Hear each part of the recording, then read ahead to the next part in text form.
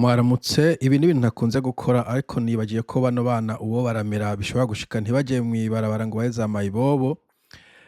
Donc nayirungikiwe n'umuntu yaciye ahantu bita ngo mu masanganzira, mu masanganzira muri Gitega, nibaza ko ari nk'amaja kumusinzira sinzi, nibaza ko ari ahantu haja kumusinzira ngo ku nzira ija Karusi, kumbura abagitega muca muhamenya mu masanganzira.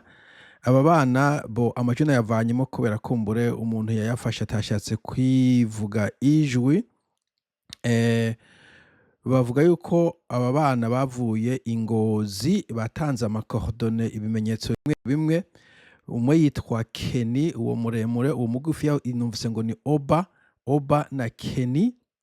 Abo bana ngo babana na nyinakuru i Ngozi, bavuze ngo ni ku mutumba bita Rusuti, bavuze ikintu bita Kigarama canke Magarama, pana Magarama Gitega, Magarama ya Ngozi canke Kigarama ya Ngozi ku mutumba Rusuti, niko babivuze. Urabona n'abana batoyi birashika bikabacamwo, mugabo bavuze ngo umukuru w'umutumba baramuzi ngo yitwa Jide.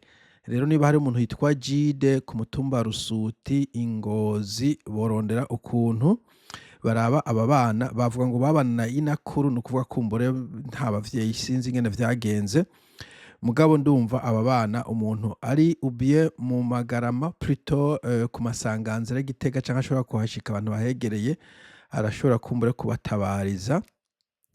Bavuze kandi ko babana n'abantu i Gitega, mugabo baboneka ko baba kw'ibarabara mu vy'ukuri. Abo bana bose n'ahantu kw'ibarabara, ngo bagiye bakurikira abandi bavuga ko bagiye kubaronderera akazi, mu nyuma ngo baca barabiyonkorako, hanyuma abana baca bisanga mw'ibarabara badafita icepfo ca ruguru.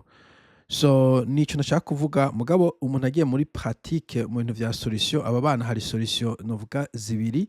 Imwe ikaba yohera i Masanganzira, ku masanganzira nyene ya Gitega, canke iya kabiri igahera i Ngozi. Umuntu yoba ahazi kuri uwo mutumba Rusuti akamenya uwo mukuru w'umutumba Jide, akaraba ko aba bana yoba bazi, hanyuma umuntu agaca ahera aho nyene kumbure ab'iwabo bakaja kubarondeza mu masanganzira.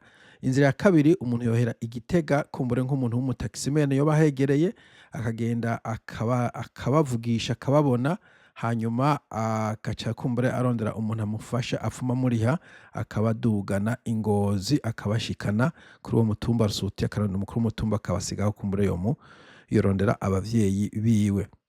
Nico nashaka kumenyesha.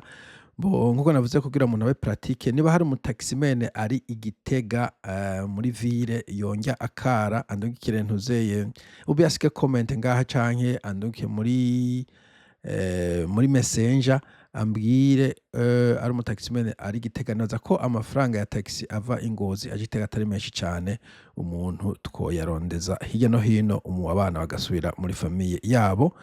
Iyo ni imwe. Canke umuntu ari Ngozi nkuko nabivuze, akaba ashobora kuidentifia uwo muntu bita Jide, ni uwo mukuru w'umutumba uwo wita Rusuti. Encore une fois, aba bana kubera ari batoyi birashika ivyo bintu ntibabe babizi neza, niyo makuru batanze muri iyi video, ubwo botubwira.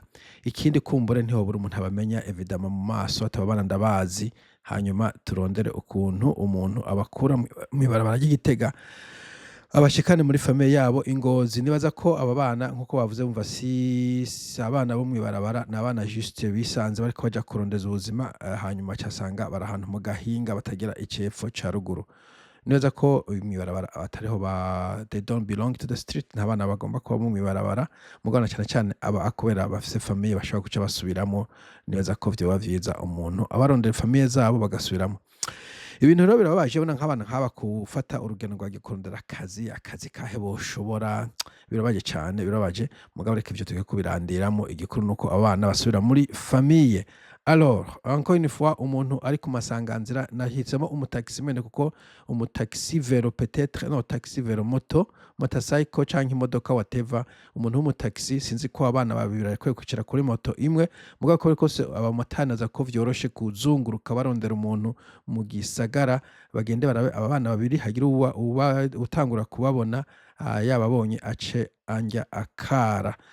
bien sûr amasaha y'ino naho mu burundi aratandukanye, unsigiye message ntashotse nishura, ntuhave wicara iruhande yabo ngo mpava nishura ubwo nyene ushobora kundukira ari minuit, ubabonye wobabwira uti nzogaruke kubaraba ejo ndabasanga aha nyene, hanyuma unsige message jewe buke mu gatondo nzoyisoma hanyuma ndagukontakite, bishobotse usige nimero ya WhatsApp kugira ngo nce ndagutora, ntitugume tugira va et vient kuko nkuko nabivuze hiyo ni mwijoro no ku murango, undukiye message nkayibona ku murango nkakurungikira nawe yari mwijoro, urumva iminsi ibiri irenganye, jewe nshima ibintu binyarutse bikava mu nzira, aba bana bave mw'ibarabara basubire iwabo muri famiye zabo. Sawa, sinzi ikindi nokongerako, navuze umumotari ariko n'undi wese yoba yegereye ku masanganzira anyumviriza hano yombwira kumbure twovugana ukuntu abaranja umuntu ashobora kuranja uwundi mutaxi ari ngaho hafi, ibintu nk'ivyo numva ariyo system umuntu yokoresha, sinumva iyindi nzira umuntu yokoresha, mugabo abana bategerezwa gutaha mu mafamiye yabo. Sawa, mugire umunsi mwiza.